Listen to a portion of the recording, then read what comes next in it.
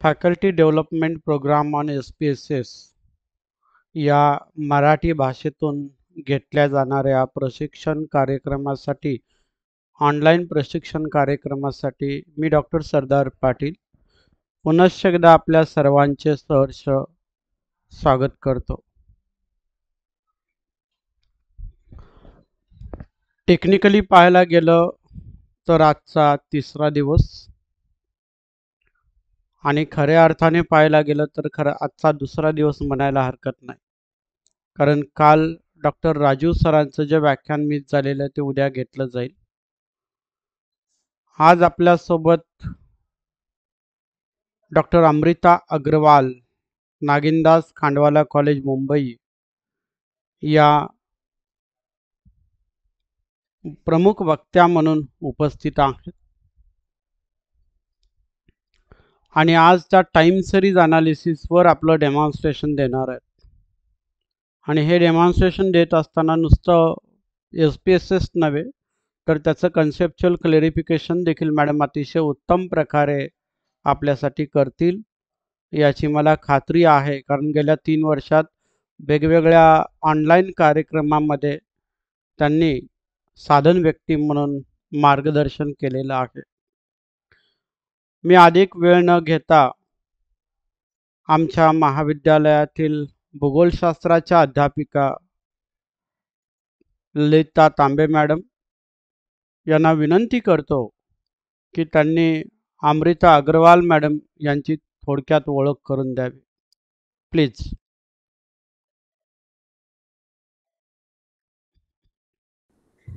धन्यवाद सर. सर्वांना शुभ संध्या. आदरणीय डॉक्टर सरदार पाटील सर, पाचच्या व्याख्यात्या डॉक्टर अमृता अग्रवाल मॅडम, तसेच सर्व विद्यार्थी व संशोधक वर्ग.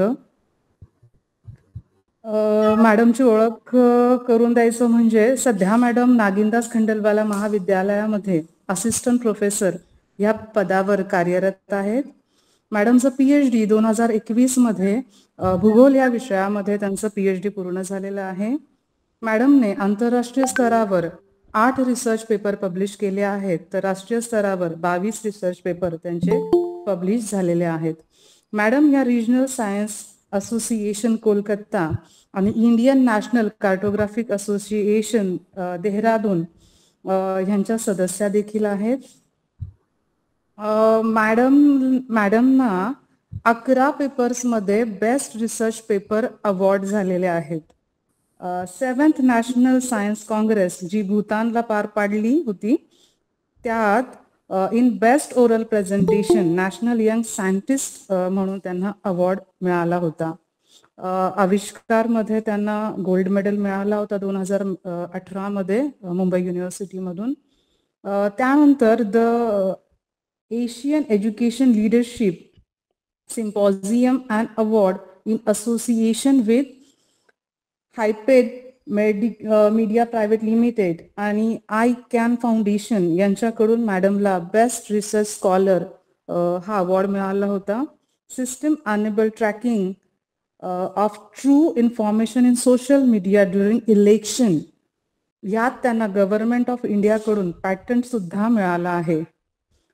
मॅडम 14 वेळा रिसोर्स पर्सन म्हणून व्याख्याता म्हणून मॅडमने अनेक ठिकाणी मॅडम गेलेले आहेत. 20 वर्कशॉप, नॅशनल कॉन्फरन्स, त्याचबरोबर इंटरनॅशनल कॉन्फरन्स, नॅशनल कॉन्फरन्स 26 अशा अनेक ठिकाणी मॅडमने रिसोर्स पर्सन म्हणून मॅडमने व्याख्यानं दिलेले आहेत. तर आज आपल्या सर्व विद्यार्थी तसेच संशोधकांना खूप चांगली माहिती मॅडमकडनं मिळणार आहे. सच अ डायनॅमिक पर्सनॅलिटी आज आपल्याबरोबर जोडल्या गेलेल्या आहे. So ma'am, we are eagerly waiting to hear you. So you may proceed ma'am. Very good evening and a very big thank you. But इतना बड़ा इंट्रोडक्शन की जरूरत नहीं थी. पाटिल सर हमेशा मुझे एज अ स्टूडेंट जानते हैं और सर मेरे लिए आप हमेशा सर रहेंगे. तो आप प्लीज मुझे उसी नजर से देखिए और उसी नजर से बुलाते रहिए आगे भी. मराठी में बोलना है, मैं पूरा प्रयत्न करूंगी. आती है मुझे मराठी, सिर्फ थोड़ा सा आउट ऑफ प्रॅक्टिस हूँ, लेकिन I will try my best. तो आज आपण टाइम सिरीज अनालिसिस बाबत बातमी करणार आहात. तर टाइम सिरीज अनालिसिस काय असतात ते मी पहिलं तुम्हाला एक्सप्लेन करते. तर आपल्याकडे डेटा असते वेगवेगळे प्रकारचे.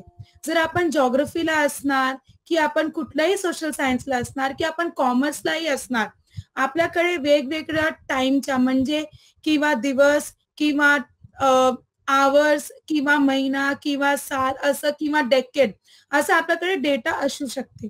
तर त्याच्या आपण काही एनालिसिस करणार आणि त्याच्या बेसवर आपण काही फ्युचर अनालिसिस करू शकता. याच्यावर टुडेज लेक्चर इज बेस्ड. आणि हे करायच्या मॅन्युअल बऱ्याच मेथड्स आहेत, पण एसपीएसएस मध्ये आपण कशा करू शकता हे मी तुम्हाला दाखवणार. तर माझ्याकडे एक सॅम्पल डेटा आहे, तो मी एसपीएसएस मधूनच घेतला आहे. तो डेटा होताच, पण तुमच्याकडे काही पण टाइम सिरीज डेटा असणार, म्हणजे डेटा एंट्रीज असायला पाहिजे वेगवेगळ्या टाइमची. ती मंथली असू शकते, ती डेलीची असू शकते, ती इयरलीची असू शकते. म्हणजे आपल्याकडे जर सेन्सस डेटा घेतला तर सेन्सस डेटा कसे असतात, डेकेडल डेटा असते ते. तर 1991, 2001, 2011, 1981, 1971, 1961 असं जर आपल्याकडे रेग्युलर इंटरव्हलचा डेटा असेल, किंवा आपल्याकडे 91 मग 93 मग 95 मग 2001 असाही डेटा असणार. म्हणजे टाइम बेस्ड डेटा जेव्हा आपल्याकडे असणार, आपण टाइम सिरीज अनालिसिस करू शकतो. तर पहिलं थिओरिटिकली म्हणणार तर ह्याला आपण अरिमा मॉडेल म्हणतो. अरिमा मॉडेल म्हणजे ऑटो रिग्रेशन, मूव्हिंग ऍव्हरेज आणि इंटिग्रेटेड हे 3 मेथड्स असते, ज्याच्या बेसवर आपण मॅन्युअली किंवा एसपीएसएस किंवा एमएस एक्सेल मध्ये टाइम सिरीज अनालिसिस करू शकता. पण जर आपल्याकडे टेक्नॉलॉजी असते तर आपल्याला हे सगळं वेगवेगळं करायची गरज नसते. तर एसपीएसएस मध्ये आपल्याकडे एक टोटल मॉडेल आहे, ज्याचा वापर करून आपण टाइम सिरीज अनालिसिस पण करू शकते आणि आपण प्रेडिक्शन पण करू शकते. तर मी त्या गोष्टीला तुम्हाला आता डेमो करणार. तर मला फक्त 1 मिनिट द्या स्क्रीन शेअरिंग करायला. अगर आप बीच बीच में हिंदी भी यूज करें तो भी चलेगा, no problem. Yes thank you. हाँ sir, thank you. Yes ma'am, yes ma'am. Screen is visible? Okay. Yes madam. Yes. तर अपन ये डेटा आप देख रहे हैं, इसमें पहला वाला डेट है. तो ये जो डेट है दिस इज इन स्लैश, यानी 01/01/1989. तो ये एक्सेप्टेड फॉर्मेट नहीं है. एसपीएसएस में ये वाला फॉर्मेट एक्सेप्टेड नहीं होता है, इसीलिए हमें इसको चेंज करना है. लेकिन प्रॉब्लम क्या होता है, जब भी हम गूगल फॉर्म्स पे से या हम मैन्युअली भी डेटा कलेक्ट करते हैं तो हम बाय डिफॉल्ट यही फॉर्मेट में कलेक्ट करते हैं. लेकिन क्योंकि ये टेक्नॉलॉजी है तर आपल्याकडे एक टूल आहे जिसकी हेल्प से हम ये चेंज कर सकते हैं. तो हम क्या करेंगे, सबसे पहले डेटा में जाएंगे. आप स्टेप्स लिख सकते हैं. मैं स्लो जा रही हूँ और मैं डेमो भी कर रही हूँ. मैं दोबारा भी करके दिखाऊंगी. आपको चाहिए तो आप स्टेप्स लिख लीजिए. So you continue you with your flow. If any person is required need to review, he can watch again the recorded sessions. Okay. Yes. ठीक है सर, मैं फिर भी थोड़ा स्लो ही जाऊंगी ताकि आप फॉलो कर. तो सबसे पहले हमको इसका डेट का फॉर्मेट चेंज करना होगा. उसके लिए हम डेटा में जाएंगे. डेटा में जाके क्योंकि हम डेट्स को चेंज कर रहे हैं, हम डिफाइन डेट्स में जाएंगे. और आप अगर ये डेटा देखेंगे तो ये 1989 का कोई एक हाइपोथेटिकल डेटा हमें दिया हुआ है एसपीएसएस में. ये हमें मंथली मिला हुआ है, यानी जनवरी की कुछ एंट्रीज हैं आप देख सकते हैं, लेकिन ये ईयरली भी है साथ में. तो हम जब डेट के फॉर्मेट को चेंज करते हैं तो हमें दोनों चीजों का ध्यान रखना पड़ेगा. सो डेटा में जाके डिफाइन डेट्स में जाएंगे और यहाँ पे आपको बहुत सारे फॉर्मेट्स मिलने वाले हैं. तो अगर आपका सपोज रेनफॉल डेटा है, that is going to be monthly and yearly, वो हर डे का भी हो सकता है. टेम्परेचर डेटा है तो वो आवर्ली भी हो सकता है, डेली भी हो सकता है, वीकली भी हो सकता है. तो आपके डेटा को जो सूटेबल है यानी जिस तरह से आपने डेटा कलेक्ट किया है और आप उसका जिस तरह से फर्दर एनालिसिस करना चाहते हो, आप वो फॉर्मेट यहाँ पे सिलेक्ट कर सकते हो। तो मेरे इस प्रेजेंट डेटा के लिए ईयर्स एंड मंथ्स सबसे ज्यादा सही फॉर्मेट रहने वाला है, बिकॉज मेरे पास डेटा है डेट्स का, मंथ का एंड ईयर का। आप जब ये डेटा देखोगे तो ये है सेल्स का डेटा, तो मेन के क्लोथिंग, वुमेन के क्लोथिंग और ज्वेलरी। तो ये मुझे मंथली और ईयरली डेटा में मुझे एनालाइज करना है, क्योंकि मुझे जानना है कि एक ईयर के कौन से मंथ में मेन क्लोथिंग की ज्यादा सेल होती है या कम होती है, वुमेन क्लोथिंग की ज्यादा या कम सेल होती है, एंड ज्वेलरी की ज्यादा या कम सेल होती है। एंड ऑफ कोर्स आप जब भी कोई डेटा कलेक्ट करते हो तो आपके पास एक्स्ट्रा डेटा सेट्स भी होते हैं, तो this is some extra data set. मुझे ज्यादा काम है इन्हीं 3 डेटा सेट का। तो मैं अपना डेटा में जाके डिफाइन डेट्स में जाके I will be selecting it as years and month, और मेरा स्टार्टिंग ईयर है 1989। हाँ, और ये डेटा है मेरे पास 12 महीने का। ठीक है, तो ये मैं चेंज कर दूंगी और मैं ओके पे प्रेस करूंगी। तो ये आप देखेंगे कि यहाँ पर ही आपका जो डेटा शीट है वहां पर ही ये न्यू कॉलम्स ऐड हो गए हैं, जिसमें ये आपका मंथ का नंबर बता रहा है, मंथ बता रहा है और ईयर बता रहा है। मैं इसको एवरी डे या हर मंथ का भी कर सकती हूँ, लेकिन उसमें एक लिमिटेशन है कि वो क्या करेगा, हर दिन का मेरे को डेटा होना चाहिए उसमें, और अगर वो नहीं है तो वो ऑटो जेनरेट करेगा, जिसमें मेरी एंट्रीज ब्लैंक जाएगी। एंट्रीज ब्लैंक जाएगी तो वो एरर हो जाएगा, क्योंकि अगर एंट्री ब्लैंक जाएगी तो वो दिखाएगा 0 सेल्स, जो कि एक्चुअली सही नहीं है। तो as per my present data, ये जो मैंने कन्वर्जन किया है ये मुझे बराबर हर डेट के हिसाब से मुझे प्रॉपर ही एंट्री दे रहा है। अभी ऑटोमेटिकली ये सॉफ्टवेयर ने जेनरेट किया हुआ है, इसलिए मुझे इसमें आगे कुछ भी चेंजेस करने की जरूरत नहीं है। यहां तक क्लियर है? किसी को कोई प्रश्न है तो यू कैन आस्क मी। आप मुझे मराठी में भी पूछ सकते हो, मैं रिप्लाय करने की कोशिश करूंगी। कोणाला काही प्रश्न असतील तर विचारायला हरकत नाही, अदरवाइज मॅडम पुढे कंटिन्यू करतील आणि नेहमीप्रमाणे आपण शेवटी प्रश्न घेऊ। हाँ, वो भी कर सकते हैं। ठीक है, ये करने के बाद जैसे मैंने आपको बताया अरीमा मॉडल, ये भी SPSS में हो सकता है इंडिविजुअली, बट उसमें बहुत ज्यादा टाइम जाता है, क्योंकि आपको हर एक फैक्टर को इंडिविजुअली एनालाइज करना पड़ेगा। तो मैं आपको एक टोटल पैकेज बताने वाली हूँ और मैं आपको उसका आउटपुट रीड करना भी बताने वाली हूँ। तो उसके लिए मुझे एनालाइज में जाना है। जैसे आपको पता है all analysis tools are there in analyze only. Analyze में जाकर यहाँ पे आपको इजीली ये फोरकास्टिंग मिल जाएगा, या फिर आप यहाँ पे शॉर्टकट से जा सकते हैं, जो कि आपका यहाँ टाइम सीरीज मॉडलर है। ओके, तो दोनों तरीके से मैं जाऊंगी। अच्छा, तो आप देखेंगे यहाँ पर एक अरीमा करके आपको दिख रहा है, which is auto regression, moving average and integrated together. ठीक है, या फिर मैं एक्सपर्ट मॉडलर यूज करूंगी। Expert modeler is a statistical package.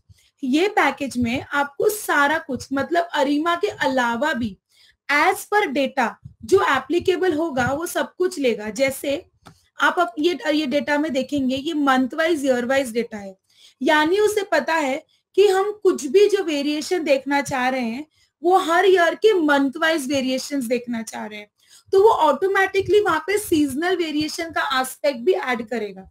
तो अगर हम इसमें जाएं टाइम सीरीज मॉडलर में, सबसे पहले मुझे यहाँ पे डिपेंडेंट वेरिएबल्स को ऐड करना है, which is sales of men's clothing, sales of women clothing and sales of jewellery. ये मैं तीनों सिलेक्ट करके मुझे एक साथ करना है। मैं इंडिविजुअली भी कर सकती हूँ, मैं एक एक करके भी कर सकती हूँ। तो अगर मैं एक एक करके साथ में कर रही हूँ तो मैं तीनों को ऐड करती हूँ, और मेरा इंडिपेंडेंट वेरिएबल क्या होगा, मंथ पीरियड, यानी जो मेरा डेट है वो मैं यहाँ पे इंडिपेंडेंट वेरिएबल में ऐड करूंगी। ऑब्वियसली ये आपको शायद पता होगा, इंडिपेंडेंट वेरिएबल यानी वो वेरिएबल जो अपने आप से ही चेंज होता है, वो किसी और चीज पर डिपेंडेंट नहीं है, उसके बेसिस पे बाकी चीजें चेंज होती हैं। ये एग्जांपल में आप देखोगे तो आपका कौन सा मंथ है, कौन सा टाइम ऑफ द ईयर है, उसके हिसाब से मेन वुमेन और ज्वेलरी के सेल्स चेंज होंगे। अभी आप करंटली देख लीजिए पूरा फेस्टिवल चल रहा है, सबसे पहले गणपति आया, फिर नवरात्रि आया, फिर अब दिवाली है, और बीच में भी छोटे छोटे फेस्टिवल्स हैं, फिर क्रिसमस आएगा। तो second half of the year में बहुत सारे सेल्स होने की संभावना है। फिर सीधा गुड़ी पड़वा पे सेल्स होते हैं, क्योंकि सबसे ज्यादा लोग तब शॉपिंग करते हैं। और ये जो मैं बता रही हूँ महाराष्ट्र के लिए बता रही हूँ, इंडिया के लिए थोड़ा, इंडिया लेवल पे ये थोड़ा चेंज हो भी सकता है या सेम भी रह सकता है। और ग्लोबल लेवल पे तो सबसे ज्यादा सेल्स एवरेज हम देखेंगे तो क्रिसमस पे होते हैं, क्योंकि वो ग्लोबली सेलिब्रेटेड त्योहार है। ईद पे होते हैं, वो ग्लोबली सेलिब्रेटेड त्योहार है। फिर नेक्स्ट दिवाली आ जाएगा, क्योंकि हिंदूज बहुत जगह पे स्प्रेड है। तो इसका मतलब मंथ या पीरियड ऑफ द 12 मंथ्स ये इंडिपेंडेंट है, और उसके ऊपर डिपेंडेंट हमारे ये तीनों सेल्स हैं। इसीलिए मैंने पहले 3 डिपेंडेंट में डाले हैं, और मंथ, ईयर या जो मेरा टाइम फैक्टर है वो मैंने इंडिपेंडेंट में डाला है। ओके, और यहाँ पे मैं एक्सपर्ट मॉडलर ले रही हूँ। हमें आउटपुट से मतलब है, हमें आउटपुट से हमें क्या समझ में आ रहा है उससे मतलब है, हमें इससे बिल्कुल मतलब नहीं है कि हम वहां पे बैकग्राउंड में क्या चल रहा है। Give me 1 minute please. ठीक है, इसके बाद में हमें यहाँ पर कोई चेंज नहीं करना है। ऐसे हम ऑल मॉडल्स ले सकते हैं या हम अरीमा मॉडल्स भी ले सकते हैं। So we will go for all models, क्योंकि हमें थोड़ा सा और एडवांस एनालिसिस करना है।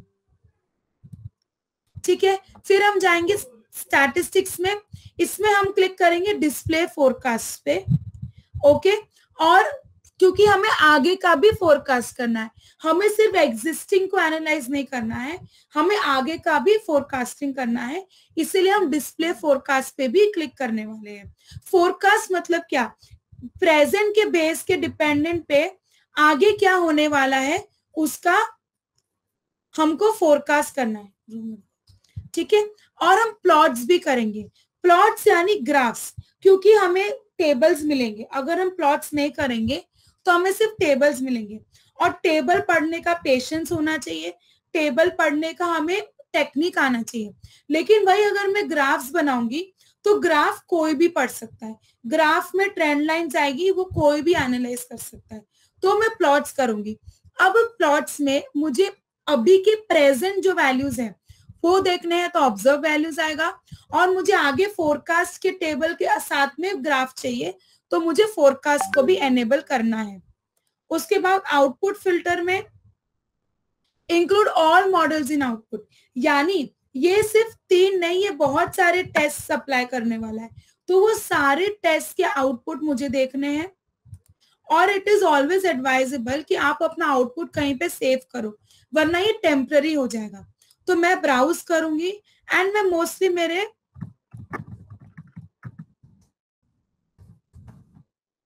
उसी फोल्डर में सेव कर दूंगी। अब सबसे इंपॉर्टेंट यहाँ पे है कि मुझे क्या क्या सेव करना है। तो प्रेडिक्टेड वैल्यूज यानी फ्यूचर का फोरकास्ट का जो प्रेडिक्शन है बेस्ड ऑन अभी का डेटा, वो भी मुझे सेव करना है।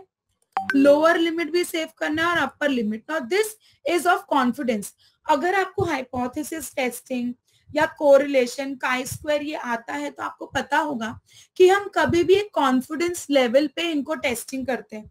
इसका मतलब या तो हम 95% कॉन्फिडेंस पे करते हैं या 99% कॉन्फिडेंस लेवल पे करते हैं। डेफिनेटली 99% कॉन्फिडेंस हायर है, वो ऑलमोस्ट 100% कॉन्फिडेंस होता है, और 95 थोड़ा लोअर हो जाता है। लोग उसके बीच में या उससे थोड़ा नीचे भी करते हैं, लेकिन सबसे स्टैंडर्ड है 95% कॉन्फिडेंस, और उससे ज्यादा स्टैंडर्ड है 99% कॉन्फिडेंस। कॉन्फिडेंस मैं थोड़ा बता देती हूँ क्या होता है। जैसे मैंने बोला कि जैसे ऑल्टीट्यूड इंक्रीज होता है ऑक्सीजन लेवल डिक्रीज होता है। तो इसका मतलब क्या है कि अगर ये 100% ऑफ द केसेस में राइट है कि अगर कोई एरिया का हाइट इंक्रीज होगा तो ऑक्सीजन लेवल डिक्रीज होगा, तो मैं 99% के साथ बोलती हूँ कि इट इज करेक्ट। यानी ये हर जगह होना ही वाला है विदाउट एनी एक्सेप्शन, इसमें कोई भी एक्सेप्शन नहीं होगा। लेकिन अगर मैं 95% बोलती हूँ तो उसमें एक आध जगह ऐसे हो सकता है कि जहां पे ऑल्टीट्यूड इंक्रीज हुआ है ऑक्सीजन डिक्रीज नहीं हुआ है, तो वो 95% कॉन्फिडेंस है। तो कॉन्फिडेंस लेवल है कि कितने % अश्योरिटी के साथ मैं मेरा कोरिलेशन या काई स्क्वायर या कोई भी relationship between independent and dependent variable को मैं प्रूव कर रही हूँ। तो यहाँ पे हमको लोअर कॉन्फिडेंस लिमिट्स भी चाहिए और अपर भी चाहिए, बिकॉज हमको डबल श्योर होना है। इतना होने के बाद हम ऑप्शंस में जाएंगे और हम फर्स्ट केस एंड, मतलब हमें कहाँ का प्रेडिक्शन चाहिए, हमें एक साल। तो ये जो मेरा डेटा है ये 1989, 1990, 91, 93, 94 ऐसे 1998 की मेरी लास्ट एंट्री है। तो मुझे सपोज 1999 के लिए प्रेडिक्ट करना है या 2000 के लिए प्रेडिक्ट करना है, तो मैं अभी 1999 डालूंगी और मुझे 12 महीने का प्रेडिक्शन चाहिए। So I want all the 12 months. ये करने के बाद मैं इसको ओके पे क्लिक करूंगी और मेरा सारा आउटपुट आ जाएगा। ठीक है, ये मेरा आउटपुट ओपन हो गया है। अब आप देखेंगे कि यहाँ पर ये बोल रहा है which model type, winters additive model. ये तीनों में इसने विंटर्स एडिटिव मॉडल लगाया है बिकॉज ये सीजनल डेटा है, तो ये सीजनल वेरिएशन भी आपको इसमें बता रहा है। उसके साथ में आप देखेंगे ये दिसंबर 1999 में मुझे प्रेडिक्शन दे रहा है और सबसे इंपॉर्टेंट है ये मेरे को यहाँ पे ग्राफ बना के बता रहा है। ये जो ग्राफ है अभी आपको ये प्रेजेंट डेटा का दिख रहा है।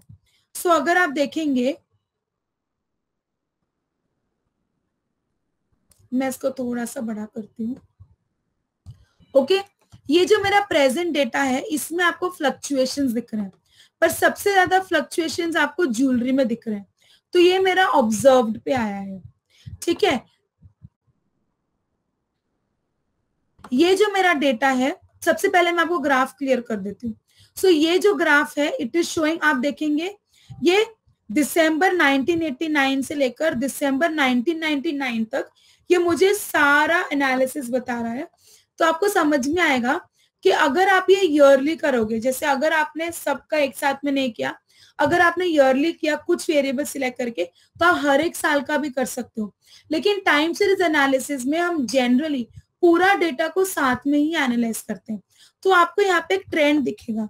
यू विल सी कि मेंस मॉडल में एक यहाँ पे डिप है, यानी मेंस क्लोथिंग में एक डिप, शार्प डिप इधर है और शार्प इंक्रीज इधर है। सिमिलरली एक टाइम आता है, सो दिसंबर में डिप दिखता है, at the same time in between दूसरे मंथ्स में इंक्रीज दिखता है।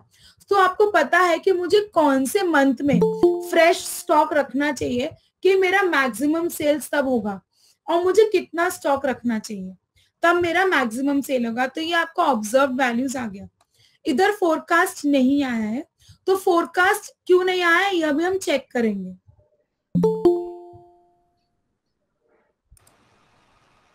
Hello sir. हाँ ड्यूटी सर बोला। हाँ बोलिए। स्क्रीन दिसत नाही? स्क्रीन दिसत नाही सर। मैडम जरा रीशेयर कर, एक रीशेयर कर, रीशेयर कर। यहाँ मुझे दिखा रहा है,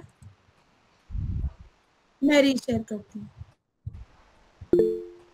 कदाचित मॅडम असं असेल मध्यंतरी कोणीतरी आपली स्क्रीन शेअर केली होती, त्याच्यामुळे तुमची स्क्रीन बाजूला गेली, असं झालं। पण माझ्याकडे त्याचं रेकॉर्डिंग केलेलं आहे, मी इमिडिएटली ती तुमची डिफॉल्ट माझ्याकडे केली होती तेव्हा। ओके,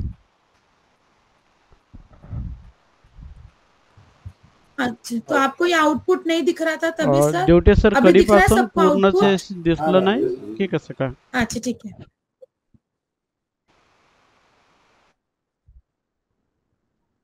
मॅडम इथून पुढे कंटिन्यू करू देत की रिपीट करण्याची गरज आहे? फोरकास्टिंग शुरू करा, फोरकास्टिंग। अच्छा तो मैं दोबारा करती हूँ, एक minute, I will show it again, no problem. ठीक है, तो मैं दोबारा करके बताती हूँ। हम एनालाइज में जाएंगे, फोरकास्टिंग में जाएंगे, क्रिएट मॉडल्स में जाएंगे। यहाँ पर मुझे आपको डिपेंडेंट इंडिपेंडेंट मैंने एक्सप्लेन किया था, तो वो मैंने यहाँ पे ऐड किया है। ओके, क्राइटेरिया वाला मैंने आपको बताया था। हम ऑल मॉडल्स लेंगे, फिर हम स्टैटिस्टिक्स में जाएंगे, हम R² लेंगे, डिस्प्ले फिट मेजर्स, ये बाय डिफॉल्ट होगा। हम डिस्प्ले फोरकास्ट पे क्लिक करेंगे क्योंकि हमें फोरकास्ट भी चाहिए। फिर हम प्लॉट्स में जाएंगे, प्लॉट्स में हमको फोरकास्ट, और अगर आपको बाकी सारे प्लॉट्स भी चाहिए तो भी आप वो ले सकते हैं। जैसे ये वाले प्लॉट्स आप जितने एनेबल करेंगे आपको सारे प्लॉट्स दिखेंगे, आप जितने डिसेबल करेंगे उतने प्लॉट्स आपको नहीं दिखेंगे। और फिर इसमें आपको include all models in output चाहिए, बिकॉज हमें जितने वो अप्लाई कर रहा है बैकग्राउंड में हमें सारे देखने हैं। फिर हमने इसको सेव किया था और हमने प्रेडिक्टेड वैल्यूज भी लिए, लोअर कॉन्फिडेंस लिमिट्स भी हमको देखने हैं और अपर कॉन्फिडेंस लिमिट्स भी देखने हैं। क्योंकि मैंने एक बार ये रन किया तो वो मुझे दोबारा दिखा रहा है।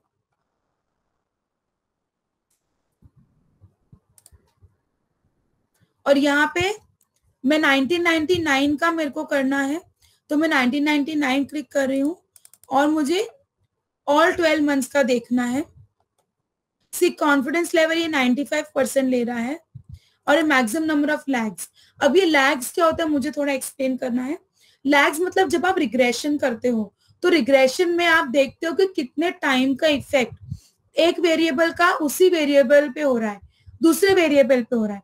लेकिन जब आप टाइम रिग्रेशन करते हो तो आप सेम वेरिएबल का इम्पैक्ट एक दूसरे पे देखते हो, लेकिन टाइम के अनुसार। यानी मेरा अगर कोई वेरिएबल है जैसे टेम्परेचर है तो वो लास्ट ईयर कितना था और ये साल कितना है। Variable is temperature only but the difference है टाइम का। रेनफॉल पिछले साल कितना था, ये साल कितना है। सेल्स लास्ट ईयर कितने थे, ये साल कितने हैं। पर्टिकुलर एरिया में मलेरिया के केसेस कितने थे 2 साल पहले और अब कितने हैं। तो मलेरिया के केसेस ही मैं दोनों में देख रही हूँ लेकिन मैं टाइम चेंज कर रही हूँ, तो उसको बोलते हैं टाइम रिग्रेशन। तो ये जो लैग्स है ये आप अपने हिसाब से चेंज कर सकते हो, वरना ये बाय डिफॉल्ट करके भी आप एक बार एनालिसिस कर सकते हो। Let me now change the year एक बार। ठीक है, 99 ही करके देखते हैं और ओके पे क्लिक करते हैं। ये देखिए क्योंकि मैंने सारे प्लॉट्स एनेबल किए तो अभी मुझे काफी बड़ा आउटपुट आया है। Let's start from the beginning. आप यहाँ देखेंगे विंटर्स एडिटिव मॉडल। ये जो विंटर्स एडिटिव मॉडल है ये एक मॉडल टाइप है, उसके अंदर ही वो सिस्टम में फीड है जो इसने यूज किया है। तो अगर आपको इसके बारे में थियोरेटिकल नॉलेज है तो आप इसको और एक्सपांड कर सकते हैं। अगर आपके पास थियोरेटिकल नॉलेज नहीं है तो आप बोल सकते हैं कि एज पर डेटा SPSS ने ये मॉडल अप्लाई किया। तो मैं आपको एक छोटा इंट्रोडक्शन देती हूँ क्योंकि मेरा ये डेटा ईयर वाइज है और बहुत सारे ईयर्स का है, तो उसमें अलग अलग मंथ्स का डेटा है और ये सेल्स का डेटा है। तो SPSS हमारे डेटा को बहुत एफिशिएंटली रीड करता है। तो उसने विंटर्स एडिटिव मॉडल लगाया जो कि सीजनल वेरिएशन देता है। यानी सीजनल वेरिएशन मतलब समर, विंटर और मॉनसून नहीं, ईयर को वो 3 या 4 पार्ट्स में डिवाइड करता है, जनरली 4 क्वार्टर्स में डिवाइड करता है और फिर क्वार्टरली हमको वो एनालिसिस करके देता है। तो उसको बोलते हैं विंटर्स एडिटिव मॉडल। और ये हर इसने अभी मुझे एक बार ग्राफ बना के दिया है। तो फ्रीक्वेंसी, स्टेशनरी, अब आपको इसमें से अगर कोई एक पर्टिकुलर मेथड एक्सट्रैक्ट करना आप कर सकते हो क्योंकि ये सारा कुछ तो आप कहीं पे भी नहीं डाल सकते हो। सो सबसे बेसिक जो हमको देखना है, सी अभी ये सब कुछ दे रहा है तो हम क्या देखेंगे, मॉडल फिट। हम यहाँ से रीड करना चालू करेंगे आउटपुट को। आप देखेंगे कि ये आपको मीन दे रहा है, ये आपको स्टैंडर्ड डेविएशन दे रहा है और ये आपको हर परसेंटाइल के कॉन्फिडेंस लेवल पे आपको आउटपुट्स बता रहा है। ठीक है, तो this is called the fitness model. यानी आपका डेटा कितना रैंडमली स्प्रेड है या कितना इक्वली स्प्रेड है ये वो बता रहा है। तो हर अलग अलग परसेंटाइल्स पे आपका data is almost similarly spread. आप देखेंगे 0.713, 0.713, 0.735। तो यानी आपका डेटा बहुत रैंडम नहीं है। इसका मतलब क्या, आपके डेटा में बहुत ज्यादा एक्सट्रीम्स नहीं है, वो क्वाइट नॉर्मली डिस्ट्रीब्यूटेड है। इसका मतलब आप कुछ भी एनालिसिस करोगे तो वो सभी को इक्वली एप्लीकेबल होगा, चाहे आप एक एंट्री की बात करो या आप पूरे डेटा की बात करो। अगर हम ये मॉडल स्टैटिस्टिक्स देखेंगे, आपको आउटलायर्स का मतलब होता है डिपार्चर्स। आउटलायर या डिपार्चर का मीनिंग क्या है कि सपोज आपके पास वैल्यूज है 1, 10, 20, 30, 40, 50, 60, 70, 80, 100। तो ये आपके नॉर्मल डिस्ट्रीब्यूशन है, यानी सबके बीच में गैप इक्वल है। लेकिन अगर आपके पास डेटा है 1, 50, 60, 70, 80, 90, 100, तो 1 to 50 का गैप बहुत बड़ा हो गया, फिर वो नॉर्मल गैप है, तो उसको हम बोलते हैं आउटलायर। आउटलायर यानी कुछ एक्सेप्शन, कुछ जो पूरे डेटा में नॉर्मल से अलग है। तो आपका 50 वैल्यू अलग हो जाएगा या 1 का वैल्यू अलग हो जाएगा। लेकिन यहाँ पे जो हमारे पास डेटा है, हमने ये ऊपर ही देखा है कि ये ऑलमोस्ट इक्वली डिस्ट्रीब्यूटेड है, इसीलिए इसमें कोई आउटलायर या एक्सेप्शन नहीं है। जैसे होता है ना, एक क्लास में 10 बच्चे हैं या 100 बच्चे हैं, उसमें से एक टॉपर होता है, और अगर वो टॉपर को 94% आ रहे हैं और बाकी सब बच्चों को 75 से चालू हुआ है, तो वो 94 आउटलायर है। लेकिन अगर एक बच्चे को 80% आके उसने टॉप किया और बाकी बच्चों को 78, 79, 75 ऐसे आया है, तो इट इज नॉर्मली डिस्ट्रीब्यूट। आपको डिफरेंस समझ में आया? जो outlier, meaning of the word outlier, जो आउट यानी सबसे बाहर लाई करता है। तो ऐसा हमारे डेटा में कुछ भी नहीं। अगर ऐसा कुछ हमारे डेटा में होता है तो हमको उस 1, 2 या 3 जितने भी आउटलायर्स होते हैं, उस हर एक को एनालाइज सेपरेटली करना पड़ता है, ये समझने के लिए कि वो क्यों आउटलायर किया।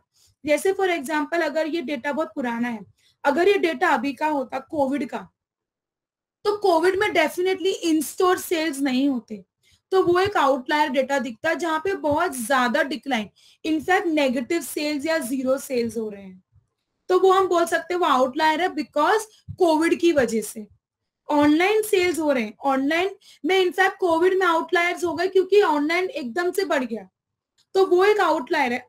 पॉजिटिव आउटलायर्स भी हो सकते हैं, नेगेटिव आउटलायर्स भी हो सकते हैं।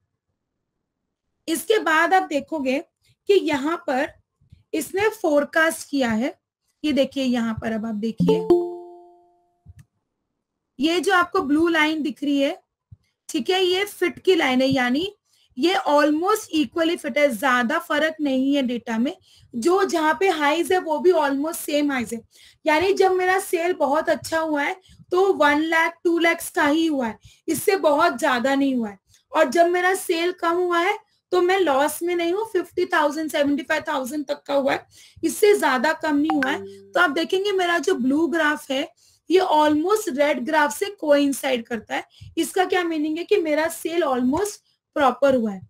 यहाँ पे आप देखेंगे ये फोरकास्ट बता रहा है, यानी मेरे सेल्स जितने थे उसके हिसाब से दिसंबर 1999 में my sales are expected to be 22,261.78, जो भी आपका डेटा होगा, रुपीज, यूएसडी, यूरोस, येन, जो भी आपका यूनिट ऑफ आपने जैसे आपने डेटा में डाला है। मैं आपको डेटा दिखाती हूँ, ये देखिए हमने यहाँ पे सेल्स डाले, हमने यहाँ पे वेरिएबल व्यू में अगर डिफाइन किया होगा कि ये जो सेल्स है ये रुपीज में है,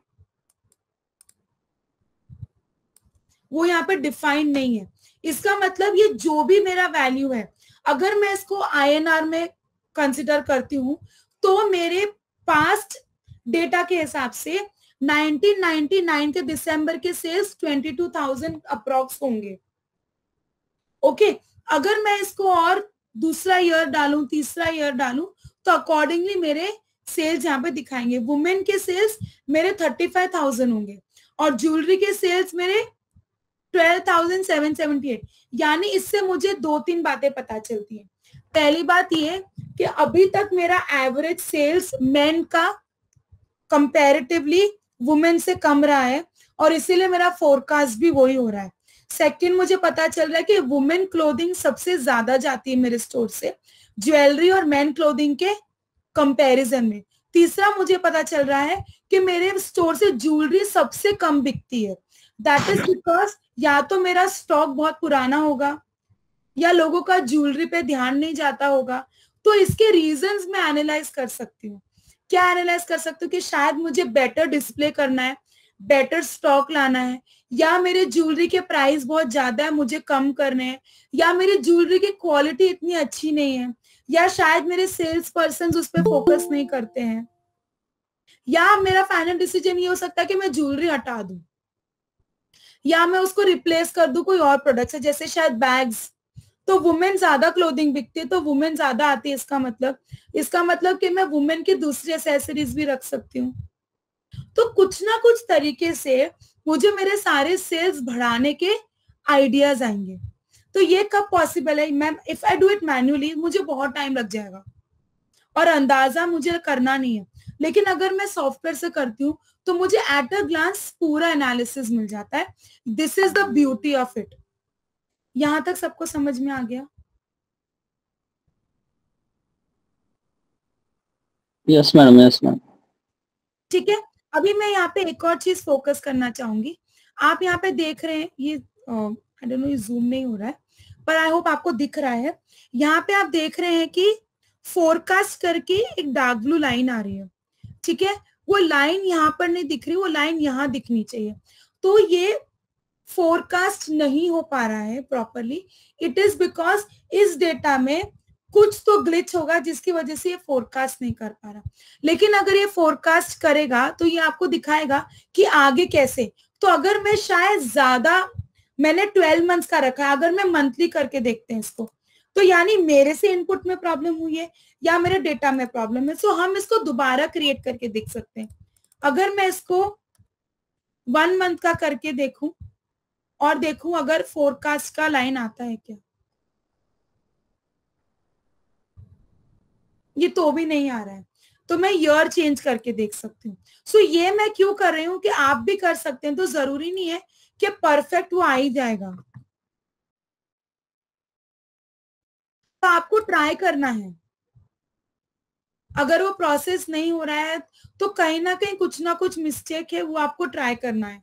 देखिए ये अभी भी फोरकास्ट नहीं डिस्प्ले कर रहा है, तो मैं इसको बड़ा करके देखूं, ये तो भी डिस्प्ले नहीं हो रहा है, लेकिन मुझे वैल्यूज में मालूम पड़ गया है मेरा फोरकास्ट।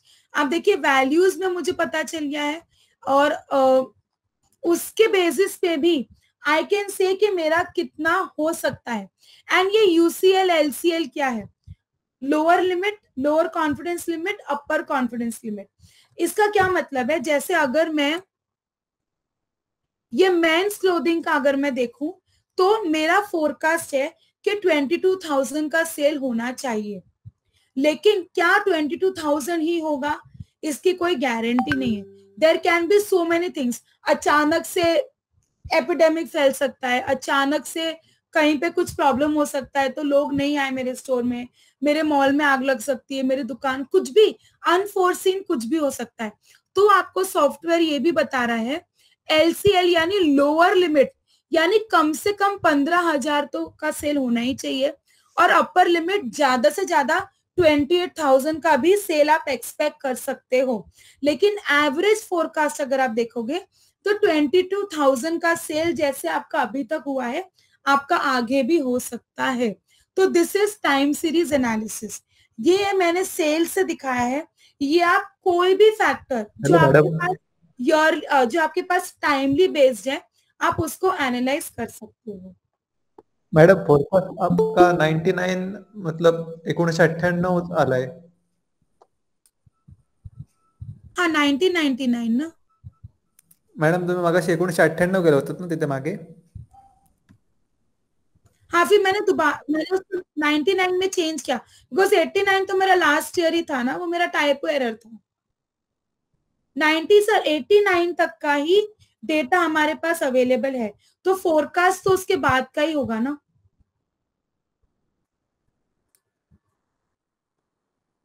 ये देखिए 98 तक का डेटा मेरे पास अवेलेबल है, तो मैंने 99 का फोरकास्ट किया है। मैंने एक साल आगे जाके फोरकास्ट किया है सर।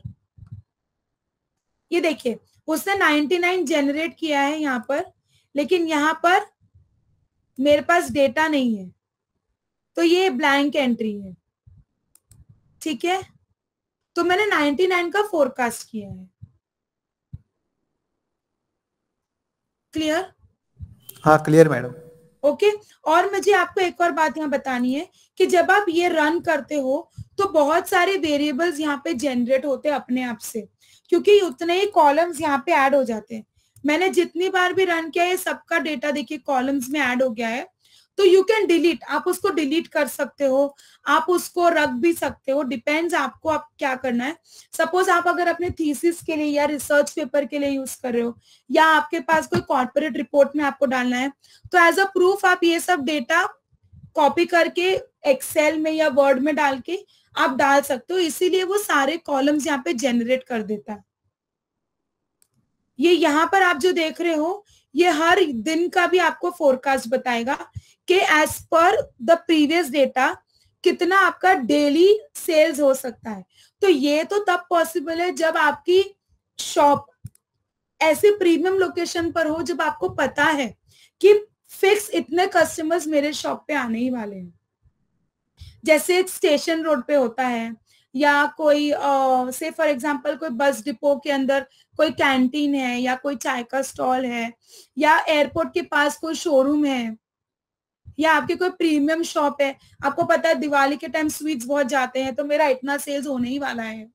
तो तब डेली डे टू डे हर एंट्री का प्रेडिक्शन भी ये देता है। तो इतना डिटेल्ड लेवल प्रेडिक्शन एसपीएसएस हमें देता है।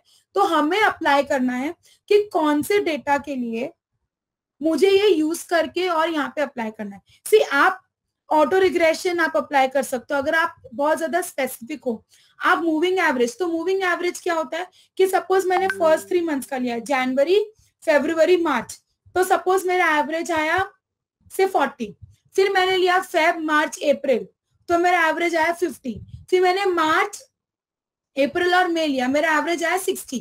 तो इसका मतलब क्या है कि उस पीरियड ऑफ द मंथ, उस पीरियड ऑफ द ईयर के लिए मेरे सेल्स या मेरा जो भी वेरिएबल है वो ज्यादा है या कम है। तो आप मूविंग एवरेज में भी जा सकते हो। जैसे नेचुरल पैरामीटर्स होते हैं, रेनफॉल, टेम्परेचर, या अभी हम ग्लोबल वार्मिंग कैसे हम एनालाइज करते हैं, तो हम ज्यादा करके वो मूविंग एवरेज में एनालाइज करते हैं, क्योंकि हमें मंथली चेंजेस का इम्पैक्ट ओवरऑल टेम्परेचर या रेनफॉल पे जानना होता है। या हम सॉइल मॉइस्चर करते हैं, हम मूविंग एवरेज पे करते हैं, क्योंकि हम हर मंथ में थोड़ा भी चेंज अगर हो रहा है तो that will affect soil, that will affect crop yield. तो हम ये जो नेचुरल पैरामीटर्स है ये मूविंग एवरेज पे करते हैं। लेकिन जो ऐसे तो आपके पास डेटा भी सिर्फ डेली का होना चाहिए। यहाँ पे मेरे पास डेटा हर 30, 31 या 28 दिनों का नहीं है। यहाँ पे मेरे पास रैंडम डेट्स का डेटा है, लेकिन हर मंथ का डेटा है। तो मूविंग एवरेज यहाँ पे इतना फिट नहीं होगा, इसीलिए मैंने अरीमा मॉडल यहाँ पे अप्लाई नहीं किया।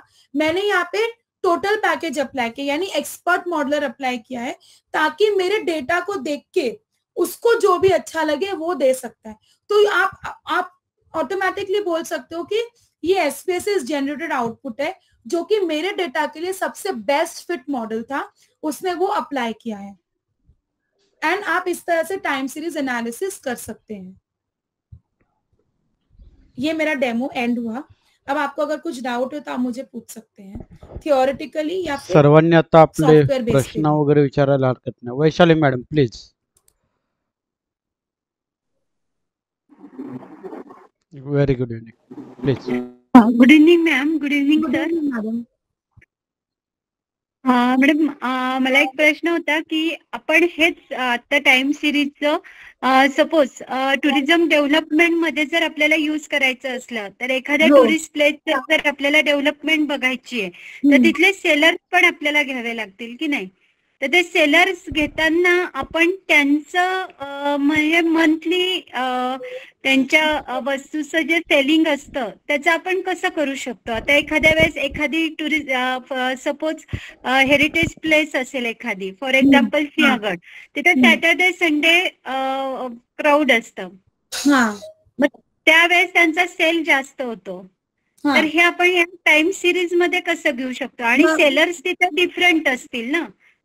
हा, तर मॅडम कसं असतं ना, तुम्हाला वेगवेगळ्या सेलरच्या वेगवेगळ्या करावं लागेल आणि तुम्ही एक टुगेदर पण करू शकता। तर जर समजा की तिकडे 10 सेलर्स आहे, मग तुम्ही सगळ्या 10 सेलर्स वरून डेटा घेणार, त्यात तुम्हाला तिकडे माहिती पडणार की तुम्ही Monday, Tuesday, Wednesday, Thursday, Friday, Saturday, Sunday all डेजचा डेटा घ्या आणि 10 सेलर्स वरून घ्या, 10 वेगळं शीट्स पण करा आणि ऑल टुगेदर पण करा। मग तुम्ही वेगवेगळ्या सेलर्सचा पण टाइम सिरीज अनालिसिस याच प्रोसिजरनी करू शकता आणि टुगेदर पण करू शकता. जेव्हा तुम्ही टुगेदर करणार तेव्हा तुम्हाला पूर्ण सिंहगडचा आयडिया भेटणार आणि जेव्हा तुम्ही इंडिव्हिज्युअल सेलरचा करणार तेव्हा तुम्हाला हे माहिती पडणार की कुठल्या सेलरचा सेल्स जास्त आहे आणि कधी आहे आणि कुठल्या सेलर्सचा सेल कमी आहे आणि कधी आहे. आणि तुम्ही प्रत्येक सेलरचा पण फोरकास्ट करू शकता आणि टुगेदर सिंहगडचा पण फोरकास्ट करू शकता. आणि मग तुम्ही त्याला सोल्युशन्स म्हणजे रेकमेंडेशन्स देऊ शकता की कसं ते लोक त्याला म्हणजे इन्क्रीज करू शकता.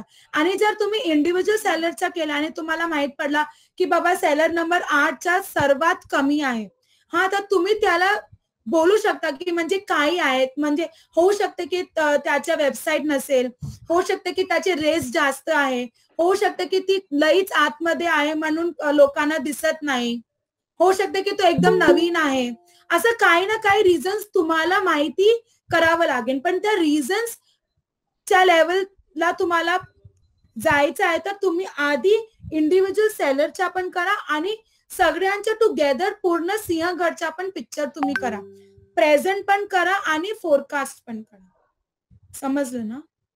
या okay, thank you very much ma'am. आणि मला माहिती आहे की बऱ्याच सेलर्स असतात. आता कुठल्याही टुरिझम प्लेस मध्ये दस्तर नसेल तर तुम्ही काय करू शकता की तुम्ही जे मेजर आहेत ते म्हणजे टॉप 10 टॉप 20 असं घेऊ शकता, तसं करू शकता तुम्ही.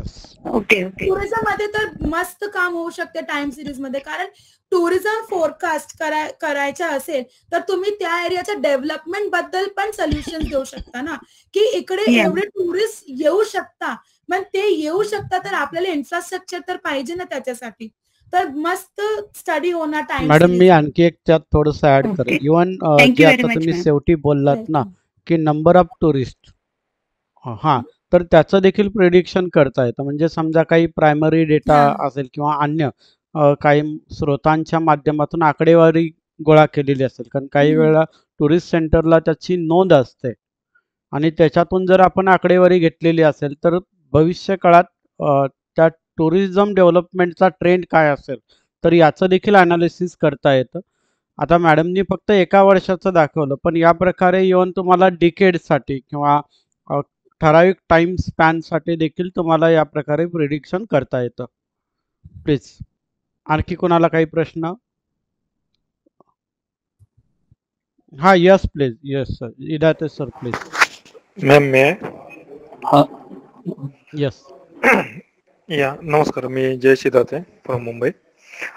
या with respect to this tourist data collection, I just want to ask you something about uncertainty. So for an example, अगर कंसेप्ट पकड़ के चलो कि वहाँ पे राइट्स होने का चांसेस है या फिर कोई पेंडेमिक होने का चांसेस है, तो इस तरीके का अनसर्टेनिटी हम लोग टाइम मैनेजमेंट में या टाइम ट्रेंड में कहाँ पे इंक्लूड कर सकते हैं क्या? सर वो मैंने बताया आपको, LCL और UCL. जो लोअर कॉन्फिडेंस है ना वो मिनिमम बताता है और जो हायर कॉन्फिडेंस है वो मैक्सिमम बताता है और जो फोरकास्ट है वो एवरेज बताता है. और अनसर्टेनिटी तो ऐसे सर कि you can never predict. See what can happen next minute also you can not predict. तो keeping everything else constant, that should be a statement. Okay, it means if I pre assumed कि अगर मैं 10% अगर variable अगर पकड़ के चलूं, हाँ बराबर. हाँ, but what I was trying to ask you कि उसको ट्रेंड के बीच में किस तरीके से लाया जा सकता है? सर सी आपने मुझे कुछ पीक दिखाया था कि पीक डाउन तरफ जा रहा है, तो ऐसा कोई पीक के एक्सपेक्टेशन में किस तरीके से कर सकता हूँ? So just a common what is it, just a silly question. नहीं, it is not a silly question. पहली बात कब क्या हो जाएगा आप कभी उसको प्रेडिक्ट नहीं कर सकते. आप ये बोल सकते अगर पास्ट में कुछ हुआ, जैसे सपोज कोई एरिया है वो साइक्लोन प्रोन एरिया है, बराबर, तो वहां साइक्लोन्स आते रहेंगे तो वो टूरिज्म को अफेक्ट करने वाला है. तो वो ऑटोमेटिकली आपके ट्रेंड और फोरकास्ट में रिफ्लेक्ट हो जाएगा क्योंकि उसके बेसिस पे ही आपका फोरकास्ट हो रहा है. लेकिन अगर कोई एरिया है जहाँ पे पहले कोई भी ऐसे अनसर्टेनिटी नहीं हुई है तो आप उसको प्रेडिक्ट नहीं कर सकते सर. लेकिन हाँ, अगर आपके पास में कई लिटरेचर रिव्यू से या कहीं और से ये पता है कि आगे जब काफी लोग बोलते हैं आगे जाके मुंबई डूबने वाली है, तो वो हम बोल सकते हैं कि आज से 50 साल बाद अगर मुंबई नहीं डूबी तो ये इसका ट्रेंड होगा सर। लेकिन unforeseen circumstances I am sure आप कैसे भी नहीं दिखा सकते। आप क्या दिखा सकते हो? Lowest confidence and highest confidence. यानी अगर कुछ भी प्रॉब्लम्स हुए तो भी इतने लोग आने के एक्सपेक्टेड हैं और सब कुछ बहुत अच्छा रहा तो इससे ज्यादा लोग आने के भी एक्सपेक्टेड है। लेकिन अगर पैंडेमिक जैसा कुछ आ गया, लॉकडाउन जैसा कुछ आ गया, तो सर अगर वो आपके डेटा में नहीं दिखाए पहले कभी भी, तो सर वो सॉफ्टवेयर कभी भी प्रेडिक्ट नहीं कर सकता। एग्जैक्टली मैं वही पॉइंट पे आ रहा हूँ। See what I was trying to ask, आप अपने इंटरप्रिटेशन में वो लिख सकते हो कि अगर कोई भी अनफोर्सिन सर्कमस्टेंसेस नहीं हुआ, अगर सब पहले की तरह ही सब कुछ चला, तो ये ट्रेंड है।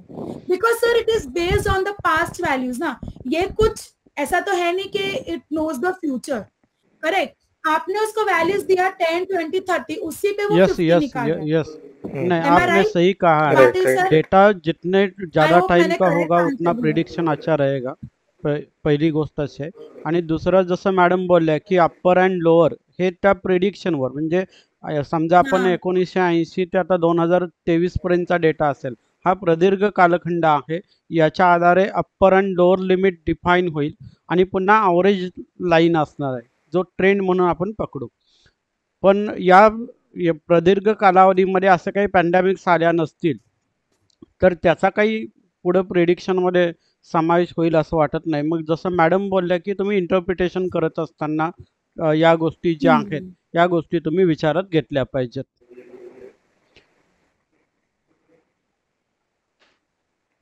इनफैक्ट सर इंटरप्रिटेशन में भी ना, जब तक कोई प्रॉब्लम हुई नहीं है तब तक अपन उसको प्रेडिक्ट नहीं कर सकते। अभी तक किसी ने सोचा नहीं था कि कोविड आएगा, लॉकडाउन होगा, इतना प्रॉब्लम होगा, ऑनलाइन एजुकेशन हो जाएगा, तो हमने वो कभी प्रेडिक्ट नहीं किया था। हम प्रेडिक्ट क्या कर सकते, जो पास्ट में हो चुका है ना, हमारी थिंकिंग इतना फ्यूचरिस्टिक है नहीं। तो उसी तरह से सर सॉफ्टवेयर भी पास्ट के ऊपर ही आपका फोरकास्ट कर सकता है। अब आप सडनली अपना शोरूम एकदम चेंज करेंगे, सडनली अर्थ के ऊपर ग्लोबल वार्मिंग होना बंद हो जाएगा, तो sir that is something which you will have to understand. आणखी एक गोष्ट मी बीइंग अ जिओग्राफर मी या ठिकाणी मांडू इच्छितो की तुम्ही हे जे येणारे रिझल्ट आहेत हे रिजन वाईज जर सेग्रिगेट केले तर याचं स्पॅशियल मॅपिंग देखील तुम्हाला आउटपुटचं करता येतं। म्हणजे खरं तर ही ब्युटी आहे, म्हणजे नुसतं स्पेसेस वापरलं, नुसतं GIS वापरलं, त्याच्यापेक्षा ह्या दोन्हीचं तुम्ही इंटिग्रेशन केलं तर तुमचा रिसर्च जो आहे तो आणखी इनोव्हेटिव्ह होणार आहे। सुहास दिवेकर सर आपल्याला काहीतरी बोलायचं? हाँ यस मैम, यस। हाँ, बिकॉज सर बराबर बोल रहे थे, सर बराबर बोल रहे, क्योंकि जब हम सिर्फ SPSS करते हैं ना तो वो कोई भी सोशल साइंटिस्ट कर सकता है, लेकिन जब हम वो मैप्स में कन्वर्ट करते हैं तब वो ज्योग्राफी की ब्यूटी आ जाती है, वो स्पेशल एंगल आ जाता है।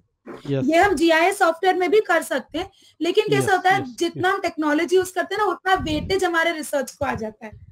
You have to analyst ArcGIS, QGIS, map info, जो भी SPSS जमो आप जितना लिस्ट करोगे उतना वेटेज बढ़ता जाता है। सर आपल्याला काहीतरी बोलायचं होतं, ओके प्लीज।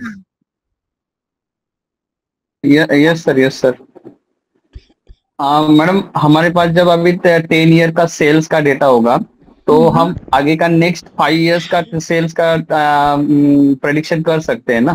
तो वही पूछना था, वो कैसे करना था, वो डेमो मुझे देखना था बस। अभी हमने क्या 98 का था ना हमारे पास, 98 तक डेटा था, हमने 99 का निकाला सिर्फ, तो नेक्स्ट 5 इयर्स का, नेक्स्ट 6 ईयर का हम निकाल सकते हैं क्या? हाँ सर, मैं आपको दिखा देती हूँ। Okay, screen is visible? Yes ma'am. तो हम वही स्टेप्स करेंगे, बस लास्ट में हमको ईयर चेंज करना है। तो यहाँ पे मैंने 90 में डाला है, तो सपोज मैं 2005 लेती हूँ और इसको ओके करती हूँ।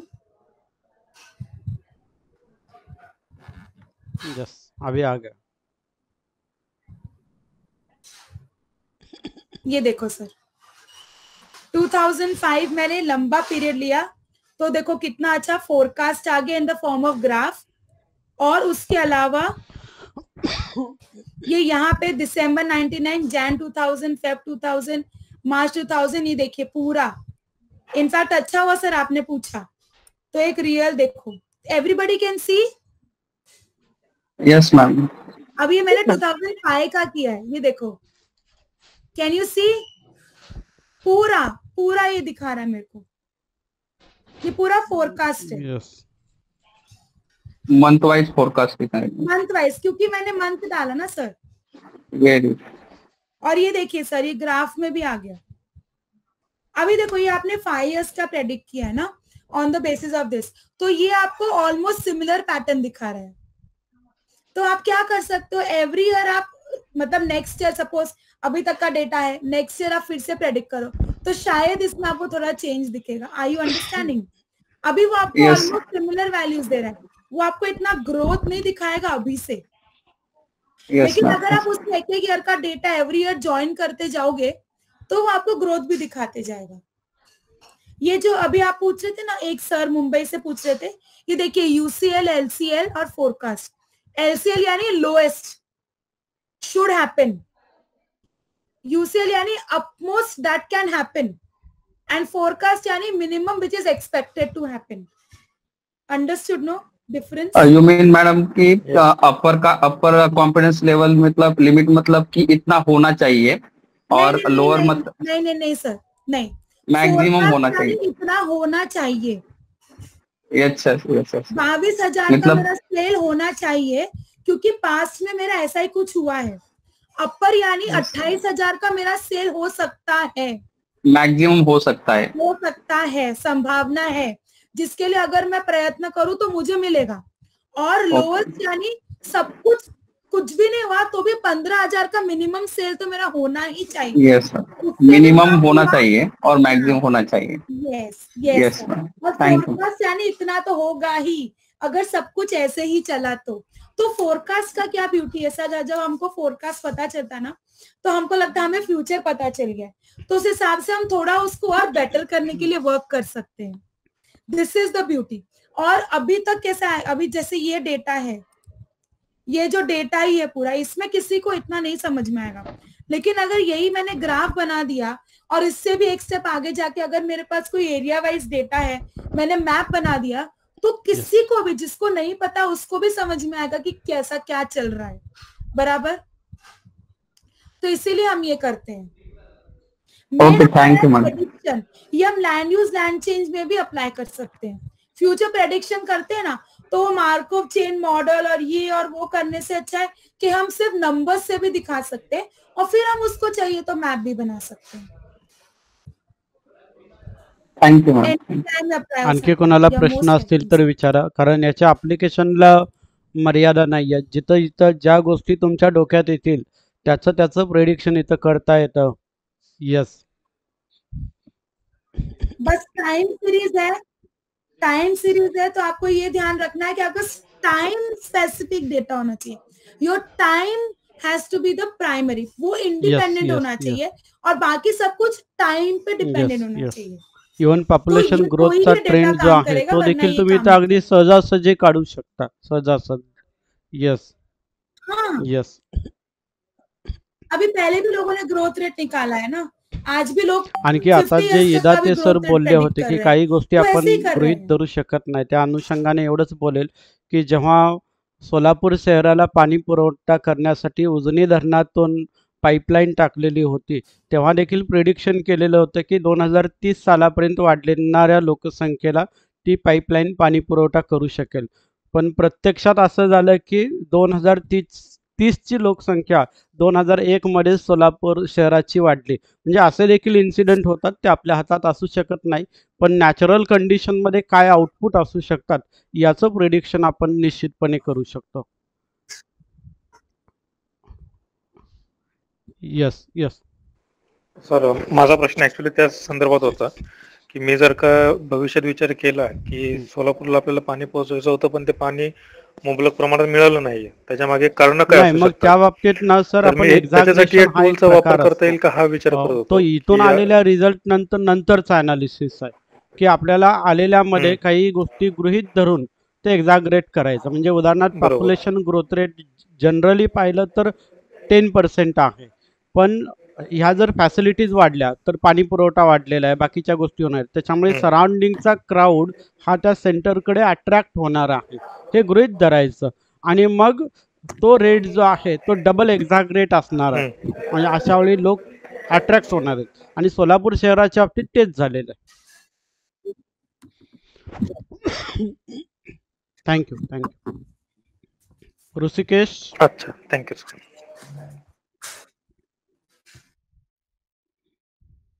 हा, हॅलो सर, ती मगाशी एक शंका होती माझी टुरिझमचं, जेव्हा त्या मॅडमने विषय काढला नाही की आपण समजा 10 सेलर्सचा तिथला सर्वे केला, एकाच दिवशी केला समजा, तर आपल्या एसपीएससीला एंट्री होताना 1 तारीख 10 वेळा येणार, म्हणजे 10 सेलर्स आहेत समजा. नाही, आता एक गोष्ट नाही, तुमचं सगळ्यांचा कंबाईन करू झालं असं, म्हणजे तुमची कन्सेप्ट बरोबर आहे, पण टाइम सिरीज अनालिसिस मध्ये आपल्याला टाइम डेटा लागतो. मग तो डेली असेल, वीकली असेल, बाय वीकली असेल, मंथली असेल, किंवा इयरली असेल, किंवा डिकेडल असेल. हा हो सर बरोबर आहे सर. फक्त पण आपण समजा आपण मंथली डेटा घेतला, प्रत्येक दिवशी समजा तिचा सर्वे आपण केला, तर आपण 10 सेलर्सचा सर्वे समजा त्यातले घेतले आपण 10 सेलर्स, तर ते 10 सेलर्सचा आपण एंट्री जेव्हा करणार तेव्हा yes, perfect, you are right. तर त्या केसमध्ये 2 प्रकारे अनालिसिस करता येतं. आता माझ्याकडे तरी डेटा नाही आहे, त्याच्यामुळे मी डेमो देऊ शकत नाही. मॅडमकडे या प्रकारचा डेटा असतील तर त्या देऊ शकतील, अदरवाईज त्याही देऊ शकणार नाहीत. तर यामध्ये पहिलं प्रेडिक्शन म्हणजे सेलर वाईज तुम्ही प्रेडिक्शन काढा आणि नंतर इंटिग्रेट करा, किंवा सगळ्याच सेलरना एकाच वेळी पकडून मग त्याचं टाइम सिरीज ॲनालिसिस करू शकता. हे करता येतं. अमृता अग्रवाल मॅडम, या.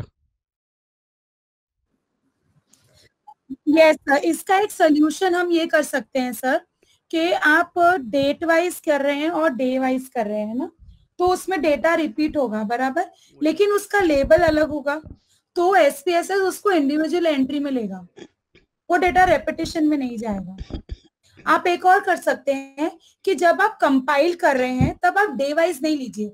आप जैसे सपोज 10 सेलर्स का आप इंडिविजुअली कर रहे हैं तब कोई टेंशन नहीं है, लेकिन इसका एक सोल्यूशन ऐसा है कि जैसे सैटरडे का ऑल 10 सेलर्स का एवरेज, संडे का ऑल 10 सेलर्स का एवरेज, तब आप डालेंगे तो पूरे सिंहगढ़ का आपको डे वाइज डेटा मिल जाएगा, तब आप उसको एनालाइज कर सकते. मी या अनुषंगाने आणखी एक ऍड करेन की याच्यातला मोटिव्ह काय आहे. तुम्हाला त्या इंडिव्हिज्युअल सेलरला मदत करायची आहे, तसा असेल तर तुम्हाला इंडिव्हिज्युअल डेटा, अदरवाईज आपल्याला त्या रिजनचा फोकस काढायचा आहे.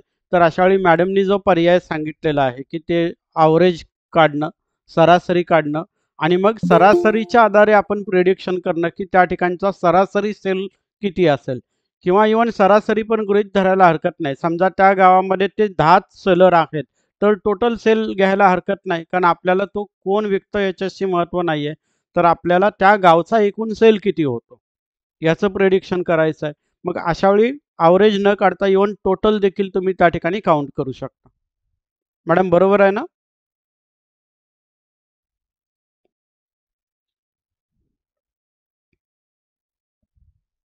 हॅलो, माझा आवाज येतोय? हा, ओके. आणखी कोणाला काही प्रश्न? हो सर. हाँ सर, एवरेज लेंगे यस, तो थोड़ा सा उसमें आ सकता है, हम टोटल भी ले सकते हैं. You are absolutely right. Sangram Patil sir, तुम्हाला ते हा नाही ना, प्रॅक्टिस करा. रेकॉर्डिंग मी इमिडिएटली टाकतो रेकॉर्डेड आणि जर्नल ते बाकी सबमिट करायचंय विथ प्रायोरिटी. आपल्याकडे आणखी कोण? ज्योत्स्ना राऊत. हो सर. हा, काय अडचण आहे? Yes sir. ओके, ठीक आहे, ठीक. नाही सर, रेकॉर्डेड बघून करू शकते.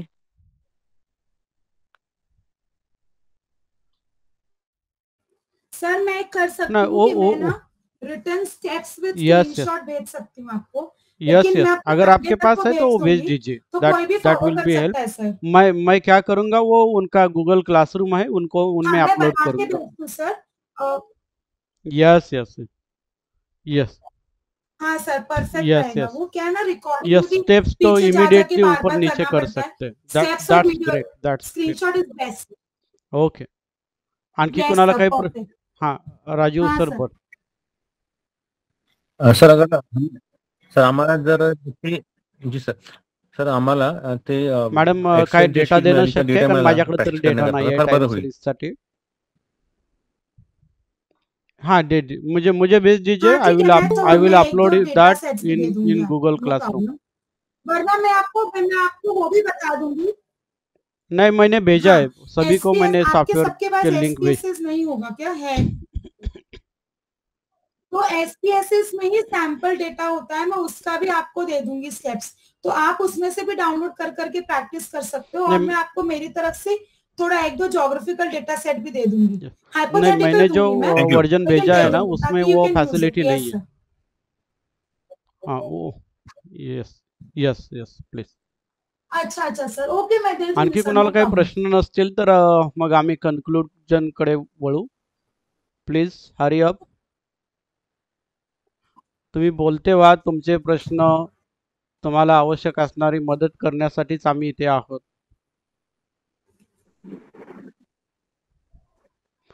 देवेकर सर काय बोलायचं आहे? Okay, thank you. नो सर, नाही सर, क्वेश्चन काय नाही, एकदम छान झालं, समजलं व्यवस्थित. ओके, मला असं वाटतंय की आता नाही काही सर, प्रश्न माझ्याकडून नाही काहीच आहेत. संग्राम पाटील सर, तुम्ही प्रवासात नाहीत ना? ओके. हाँ, तुम्ही केबिनलाच आहात ना? हाँ yes, hello. Please please please आभार माना. हो हो, केबिन आता बाहेर 8:30 बाहेर होतो सर. ओके सर, ठीक आहे.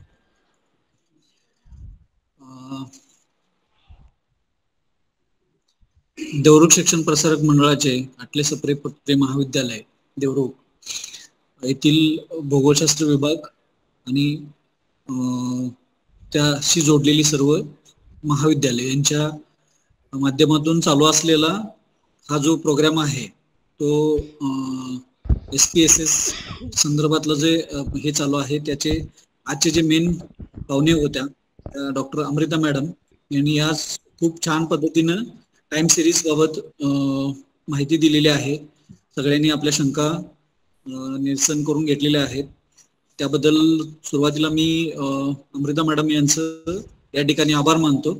तसेच आमचे गुरु आणि भूगोलशास्त्र विभागाचे विभाग प्रमुख तसेच कॉलेजचे उपप्राचार्य माननीय डॉक्टर सरदार पाटील सर, आमच्या प्राध्यापक शिक्षिका माननीय मोहिते पाटील मॅडम, प्राध्यापक ललिता कांबे मॅडम, तसेच सर्व रिसर्चर्स आणि विद्यार्थी या ठिकाणी उपस्थित राहून या लेक्चरचा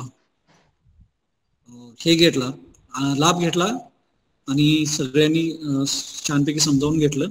त्याबद्दल सगळ्यांचं मी या ठिकाणी आभार मानतो आणि आजचा हा सेशन धन्यवाद संग्राम पाटील संपला. उद्याचा सेशन मात्र धन्यवाद. थँक्यू.